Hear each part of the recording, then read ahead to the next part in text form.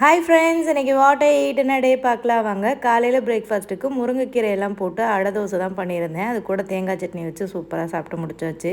சாப்பிட்டதுக்கப்புறமா வீட்டில் நிறைய ரம்பூட்டான் பழம் இருக்குங்க. அதை காலி பண்ணணும்ல, அதை உட்காந்து சாப்பிட்டுட்டு இருந்தேன்.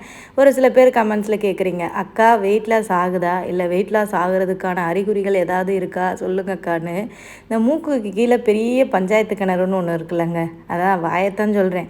அதை கண்ட்ரோலாக வச்சாலே வெயிட் லாஸ் ஆகுங்க. நான் வெயிட் லாஸில் இருக்கேன்னு தெரிஞ்சுக்கிட்டே என் வீட்டுக்காரர் போய் நிறைய ஸ்நாக்ஸ் வாங்கிட்டு வருவார்.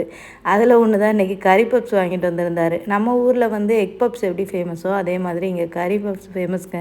நல்லாயிருக்கும். அதில் ஒன்று சாப்பிட்டேன். மதியம் லஞ்சுக்கு பார்த்திங்கன்னா திருக்க மீன் குழம்புங்க.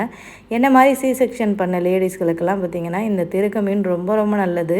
இந்த பேக் பெயின் எல்லாம் வராது, அதுக்கப்புறம் மூட்டு வலி இந்த மாதிரி எல்லாம் வராது, எலும்புகளுக்கு ரொம்ப நல்லது. மந்த்லி ஒன்ஸாவது வாங்கி சாப்பிடுங்க. நைட்டுக்கு நான் டின்னர் சாப்பிட்லங்க, ஒன்லி சுடு தண்ணி.